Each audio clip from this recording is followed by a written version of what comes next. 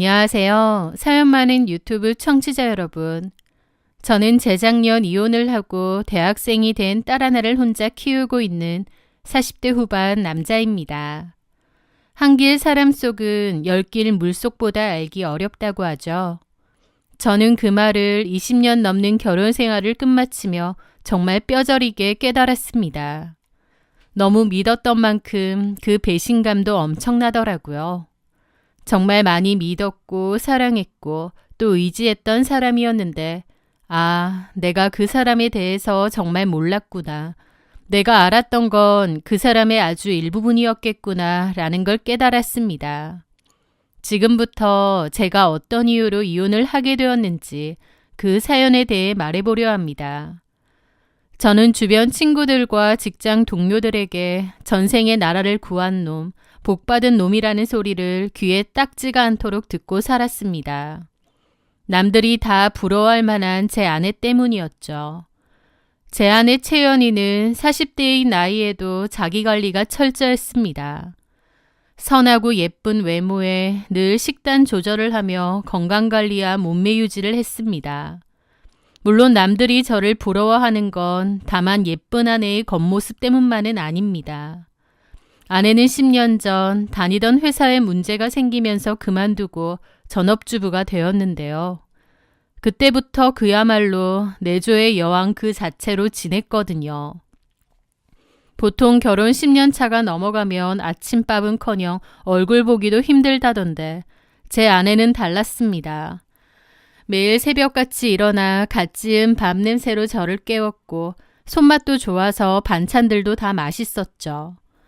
한동안 저는 회사의 사정상 도시락을 들고 다니며 동료들과 먹은 적이 있었는데 매일매일 바뀌는 다양하면서도 정갈하고 예쁘기까지 한 제 도시락을 보고 주변 동료들이 감탄을 금치 못하더라고요.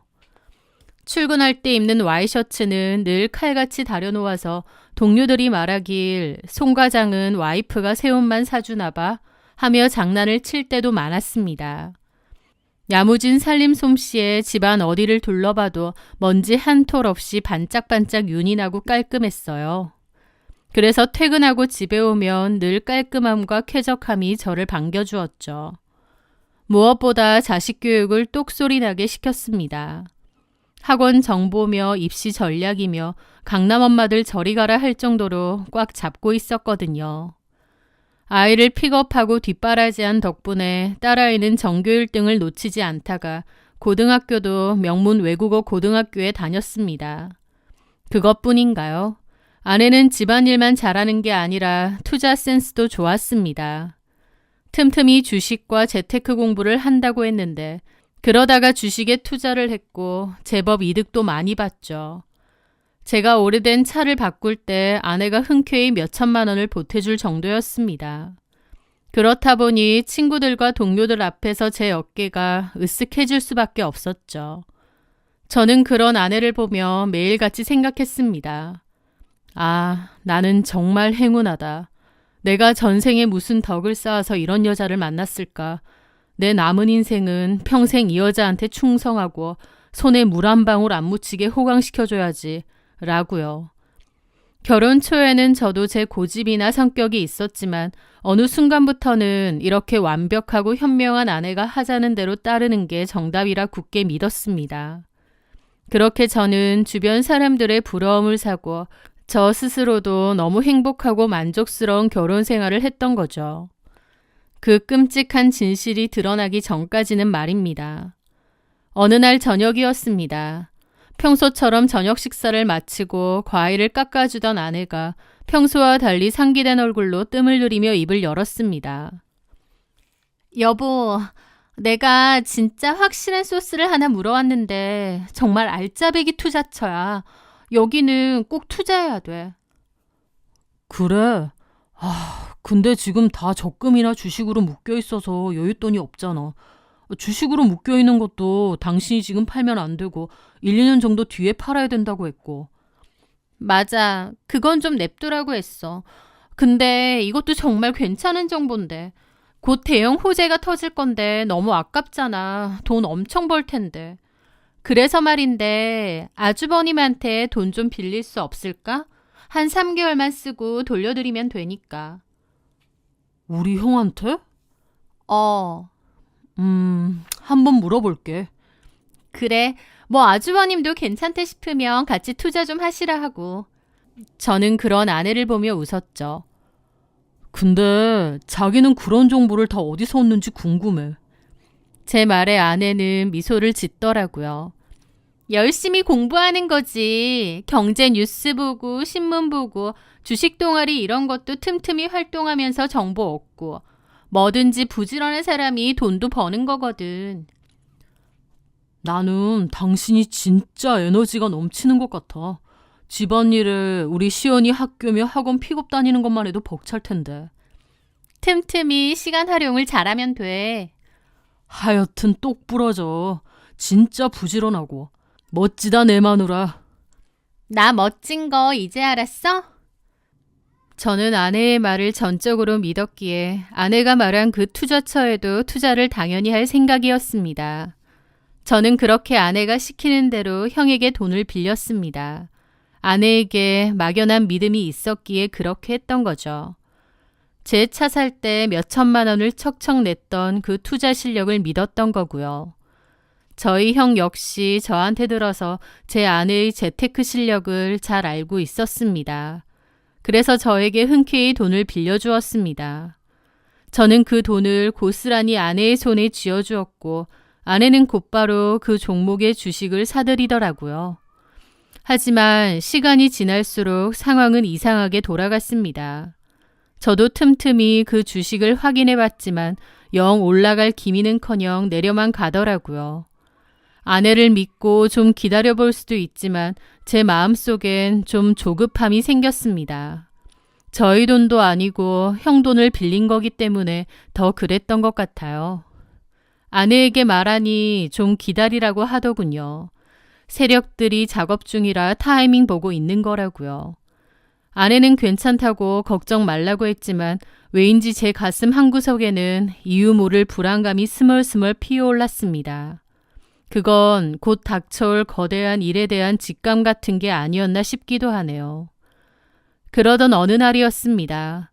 회사에서 한창 업무를 보고 있는데 책상 위에 올려둔 핸드폰이 울렸습니다. 모르는 번호로 온 문자 메시지였죠. 무심코 확인 버튼을 누른 저는 그 자리에서 얼어붙고 말았습니다. 당신 아내 너무 믿지 마쇼. 그 여자가 어떤 여자인지 알면 놀라 자빠질걸? 라는 문자인 겁니다. 순간 너무 황당하면서도 등골이 좀 서늘해지더라고요. 이게 대체 무슨 소리인지 누가 장난을 치는 건가 싶어 떨리는 손으로 통화 버튼을 눌렀습니다. 하지만 신호만 길게 갈 뿐 상대방은 전화를 받지 않더군요. 누군가의 장난일 수도 있겠지만 어쩐지 그 내용이 좀 찜찜한 겁니다. 저는 이 이야기를 친한 동료에게 하며 문자를 보여줬는데 그 동료는 대수롭지 않게 말하더라고요. 에이, 딱 봐도 신종 스미싱이네. 신종 스미싱? 요즘은 정말 별의별 걸로 다 스미싱을 한다니까. 아주 지긋지긋해. 혹시 전화 걸었어? 걸었는데. 안 받지? 그런 거 함부로 전화하면 안 돼. 정보 다 털린다니까. 그래? 괜히 전화해봤네. 내 정보도 털렸으려나? 받으면 문제인데 안 받았다면서. 그럼 괜찮을 거야. 찝찝하니까 수신 차단은 해놓고. 라고 하더군요. 동료의 말을 듣고 보니 그럴듯했습니다. 저는 그 번호를 수신 차단해버렸죠. 하지만 뭔지 모를 그 찜찜한 기분은 계속 남아있었어요. 혹시 내 정보가 털렸을까 찝찝했던 것 같기도 하고 또 한편으론 아내에 대한 이상한 내용의 문자다 보니 뭔가 걸렸던 것 같기도 합니다. 그리고 며칠 뒤 주말이었습니다. 아내가 누군가 통화를 하더니 갑자기 좀 당황스러운 얼굴로 저한테 그러는 거예요. 저기 여보 어쩌지?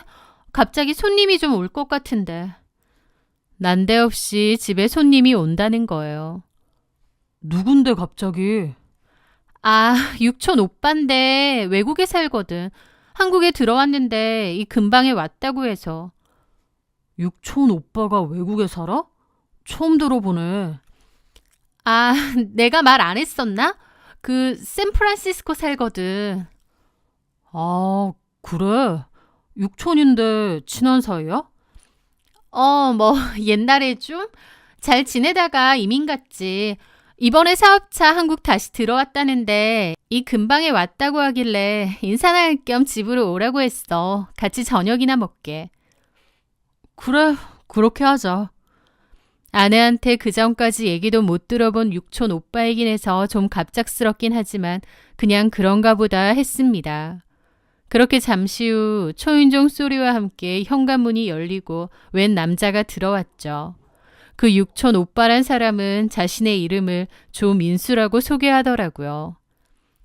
안녕하세요. 제가 너무 갑자기 왔나요? 아닙니다. 어서 오세요. 오빠 왔어요? 그 남자는 제 아내를 보며 씩 웃더라고요. 그러더니 갑자기 두 팔을 벌려 제 아내를 으스러져라 껴안는 겁니다. 아무리 외국물을 먹었다지만 다 큰 육촌 여동생을 그것도 남편이 버젓이 옆에 서 있는데 포옹을 하길래 좀 당황스러웠죠. 오랜만이네, 우리 사촌 동생. 사촌이 아니라 육촌이지. 무슨 사촌이야. 아, 맞아. 사촌 아니고 육촌. 미국 생활 오래 했더니 까먹었어. 그런 한국식 호칭. 하면서 건들건들 장난치듯이 계속 말하더라고요.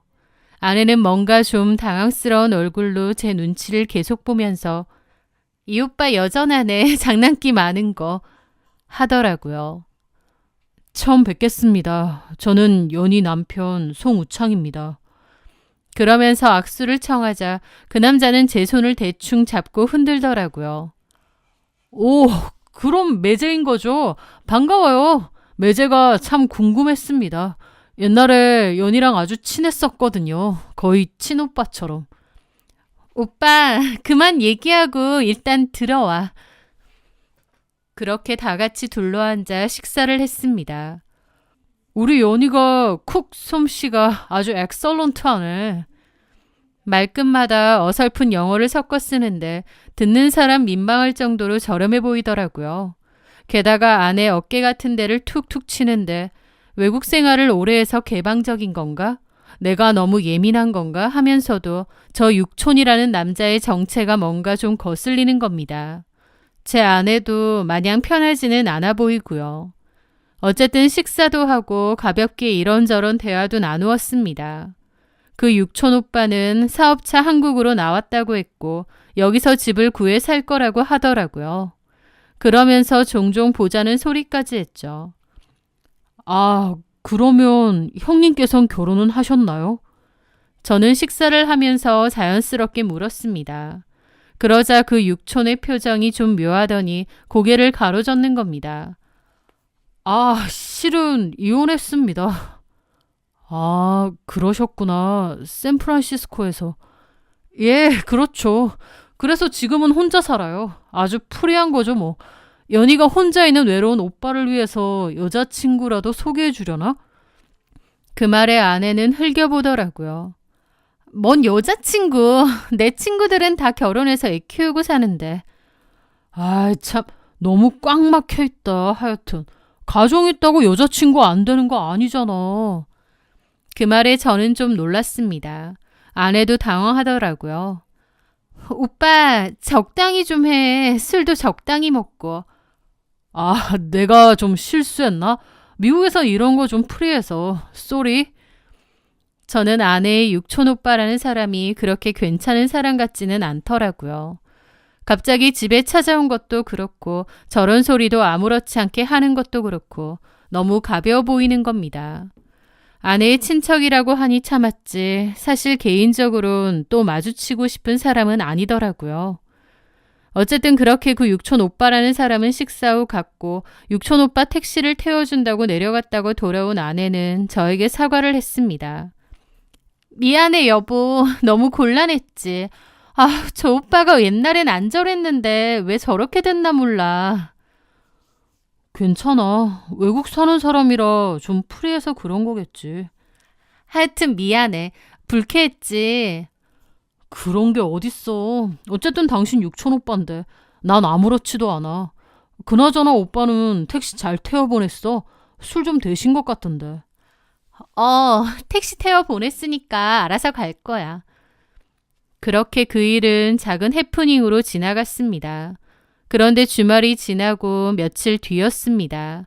퇴근길 꽉 막힌 도로 위에서 저의 형에게 전화가 걸려왔죠. 평소 점잖으신 형의 목소리가 떨리는 거예요. 야, 우창아, 재수 씨가 샀다는 그 주식 말이다. 형, 왜 그래? 주식이 왜? 그거 거래 정지됐던데? 상장 폐지 위기라고. 이거 어떻게 된 거냐? 그 말에 저는 심장이 쿵 하고 내려앉았습니다. 상장 폐지 위기라고? 너무 황당했던 저는 엑셀을 밟아 미친 듯이 집으로 향했습니다. 아내에게 자초지종을 물어야 했으니까요. 도어락 비밀번호를 급하게 누르고 현관문을 여는데 집안 분위기가 심상치 않았습니다. 거실 쪽에서 딸아이의 날카로운 고함과 아내의 다급한 목소리가 들려왔습니다. 딸아이랑 아내랑 저렇게까지 싸울 일이 없었기에 무슨 큰일이 났나 싶어서 마음이 덜컥 내려앉았죠. 그런데 둘의 대화를 들어보니 뭔가 이상한 겁니다. 엄마, 그 아저씨 엄마 친척 아니지? 나 다 알았어. 거짓말 그만해. 무슨 헛소리야 자꾸. 엄마 육촌 오빠라고 했잖아. 너 조용히 하고 방으로 들어가. 아빠 올 때 다 됐는데 무슨 헛소리야. 엄마 진짜 그러는 거 아니야. 내가 다 들었다는데도 아무렇지도 않아? 엄마 그 아저씨랑 바람난 거잖아. 엄마랑 바람 피는 사람이지. 내가 모를 줄 알았어? 어머, 얘가 못하는 소리가 없어. 너 당장 안 들어가? 저는 그 자리에 얼어붙고 말았습니다. 넋이나가 거실로 들어서자 딸아이는 씩씩거리며 울고 있었고 아내는 사색이 되어 발을 동동 굴리고 있더라고요. 저를 발견한 두 사람의 동작이 동시에 멈췄죠. 여보. 아내의 얼굴이 백지장처럼 하얗게 질렸습니다. 딸아이도 엄청 당황한 얼굴이더라고요. 저는 딸아이에게 다가가 떨리는 목소리로 물었습니다. 시연아, 그게 무슨 소리니? 바람이라니? 너 도대체 뭘 들은 거야? 아빠한테 똑바로 말해봐. 그제야 딸아이는 서러운 듯 눈물을 펑펑 쏟으며 충격적인 사실을 털어놓는 겁니다. 그날 그 아저씨 갈 때 엄마가 택시 태워준다고 나갔잖아. 나도 편의점에서 뭐 살 거 있어서 곧바로 뒤따라 나갔었거든. 근데 1층에서 엄마랑 그 아저씨랑 하는 얘기 다 들었단 말이야. 뭘 들었는데? 여보, 얘가 뭔가를 오해한 것 같은데. 당신은 가만히 있어. 저는 변명하려는 아내를 저지하고 딸에게 물었습니다. 뭘 들었는데 시연아? 나도 다 들은 건 아닌데 대강 보니까 그 아저씨 엄마 육촌도 아니야. 그 아저씨가 엄마더러 자기야 그러고. 자기? 그리고 엄마가 그 아저씨 보고 이렇게 막무가내로 오면 어쩌냐고 따지고 그 아저씨가 엄마더러 그러게 왜 연락 안 받느냐고. 그러면 자기는 무슨 짓 할지 모른다고 막 둘이서 싸우다가 나중에 그 아저씨가 엄마 끌어안더니 연락할게 자기야 그러는 거야. 저는 딸아이의 말을 듣고 들고 있던 서류 가방을 바닥에 떨어뜨리고 말았습니다. 하늘이 무너진다는 게 이런 기분일까요? 믿었던 도끼에 발등을 찍힌 정도가 아니라 머리통이 깨진 기분이었습니다. 너 무슨 헛소리 하는 거야? 여보, 아니야. 시연이가 잘못 들은 거야. 오해라니까?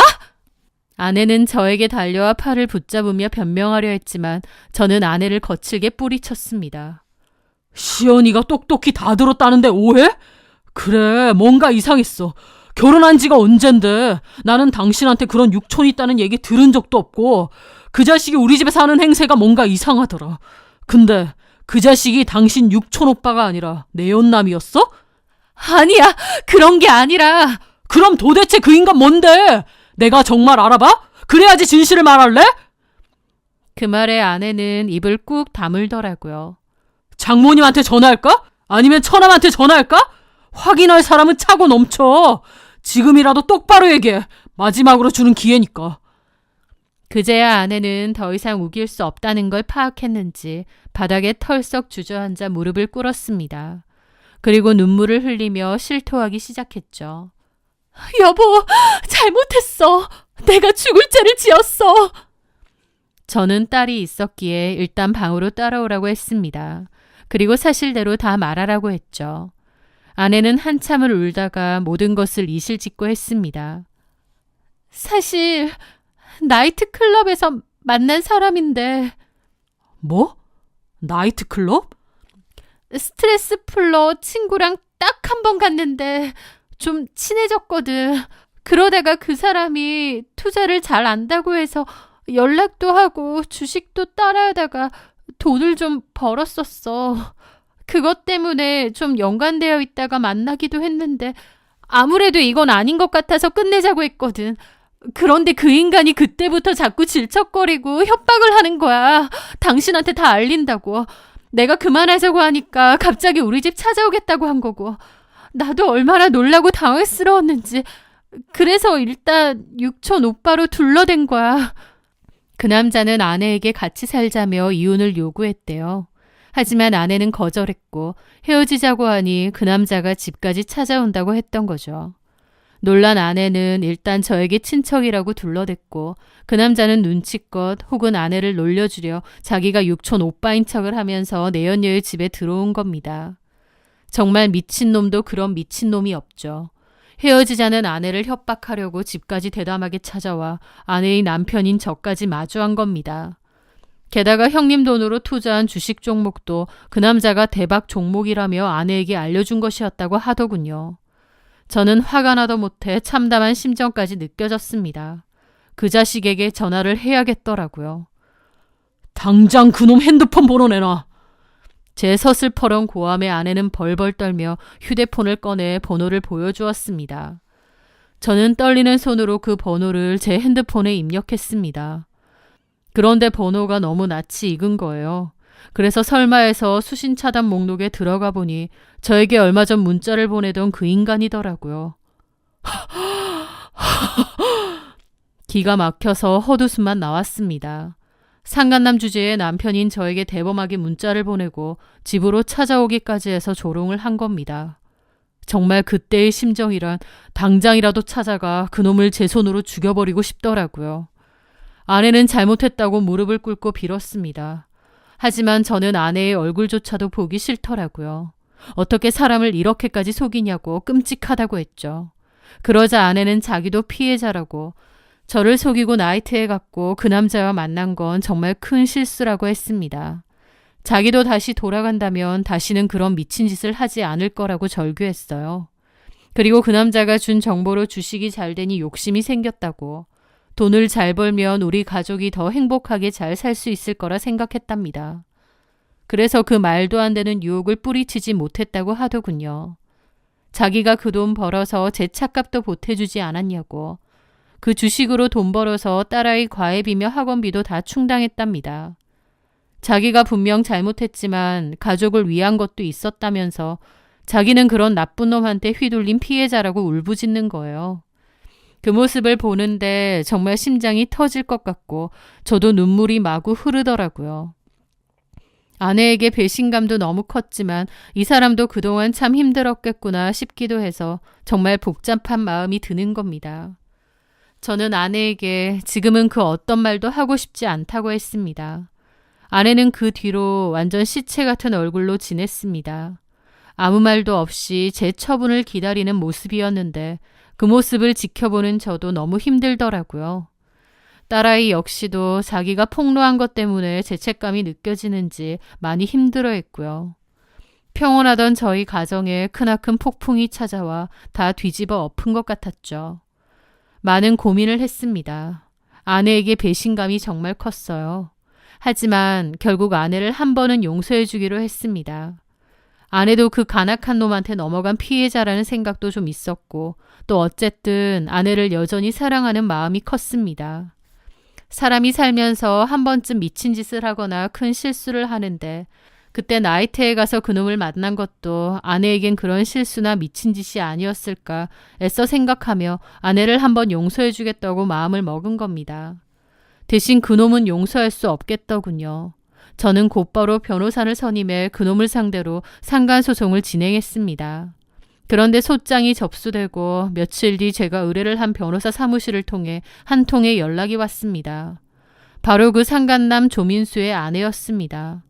저는 그때까지도 그 상간남이 저희 아내더러 이혼을 해라, 자기랑 살자 어쨌다 하기에 싱글인 줄 알았는데 알고 보니 그 인간도 유부남이었더라고요.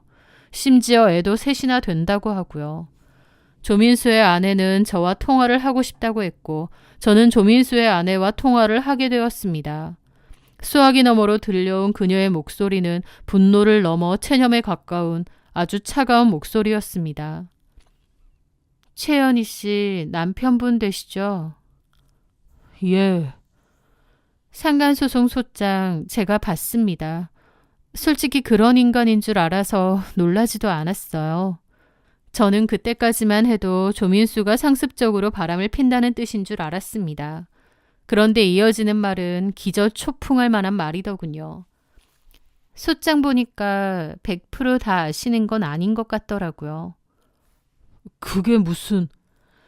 두 사람이 나이트에서 처음 만났고 제 남편이 그걸로 그쪽 아내분을 겁박하고 그랬다고 하시던데 아내분이 그렇게 말하셨나 보죠? 그럼 아닌가요? 네, 아닙니다. 그 인간들이 입을 맞췄는지 아니면 아내의 일방적인 주장인지 모르겠는데요. 우리 남편이랑 그쪽 아내분 만난 지 10년도 더 된 사이예요. 저는 또다시 심장이 철렁 내려앉았습니다. 네? 10년이라니요? 그게 무슨... 조민수의 아내가 들려주는 진실은 참혹했습니다. 10년 전 아내가 회사를 그만두고 전업주부가 되었던 그 시점, 아내는 회사에 문제가 너무 많고 몸도 안 좋아서 그만두고 쉬고 싶다고 했거든요. 아내의 회사에 이런저런 문제가 많다는 건 저도 잘 알고 있었고 또 아내가 너무 지쳐 보였기에 그러라고 했습니다. 그 후로 아내는 회사를 그만두고 내조에만 전념을 했던 거고요.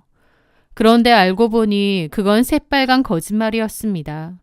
당시 아내는 같은 회사에 다니던 조민수와 불륜을 저질렀다고 했습니다.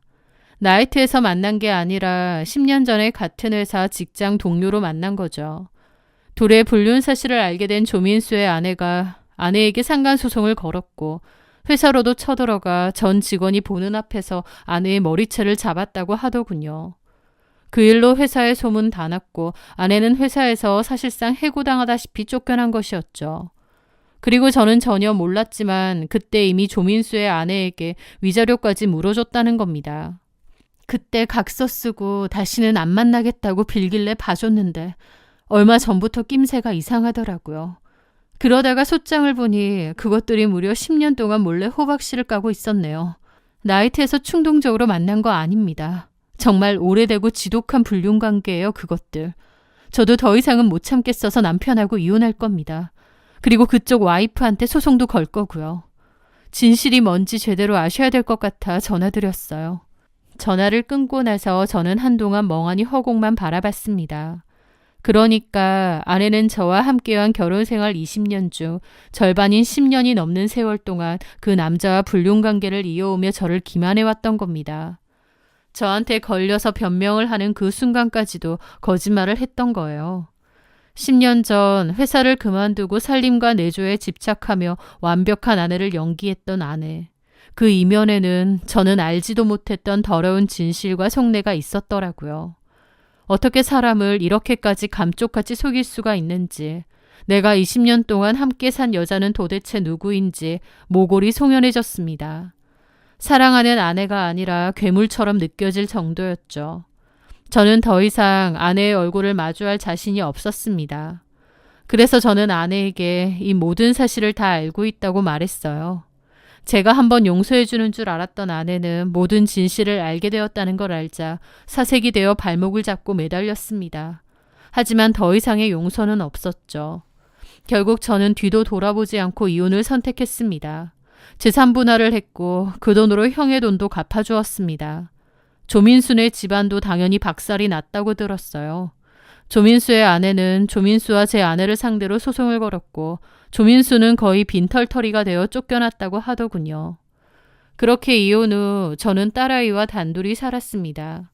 딸아이가 엄마한테 실망이 너무 커 저를 선택했거든요. 그 후로 딸아이는 대학에 입학했고요. 한때 온기로 가득 찼던 집안은 이제 정막만 감돌기도 합니다. 피는 물보다 진해서인지 그래도 딸아이는 가끔 엄마와 통화는 하는 눈치입니다. 그것까진 막을 수는 없었지만 대신 저는 딸에게 단호하게 말했습니다. 시연아, 네가 엄마랑 연락하거나 만나는 건 어쩔 수 없지만 아빠는 더 이상 네 엄마 소식 듣고 싶지 않다. 그러니까 아빠 앞에서는 엄마 이야기 꺼내지 마라. 알았지? 저는 아내와 관련된 모든 연락을 차단했습니다. 이혼한 지 좀 지났지만 지금도 퇴근 후 텅 빈 집에 들어올 때면 문득문득 참을 수 없는 씁쓸함이 밀려옵니다. 제가 믿고 사랑했던 현모양처 채연이는 애초에 존재하지 않은 허상이었다는 사실이 저를 비참하게 만들기도 해요. 그 기나긴 불륜과 그것을 감추기 위한 치밀한 연기라고 생각하면 온몸에 소름이 돋고 구역질이 납니다. 사람을 믿는다는 게 이렇게나 무서운 일인지 예전엔 미처 몰랐어요. 아직도 상처가 있긴 하지만 그래도 앞으로는 정신 바짝 차리고 살아가려 합니다. 언젠가는 제 마음속에 이 깊고 흉측한 상처도 닦지가 않고 아물 날이 오겠죠. 그때까지 저는 아빠라는 이름으로 버티며 잘 살아볼 생각입니다. 사람의 탈을 쓰고 기만을 일삼는 이들이 없는 세상이길 바라며 제 기막힌 사연을 마칩니다. 긴 이야기 들어주셔서 감사합니다.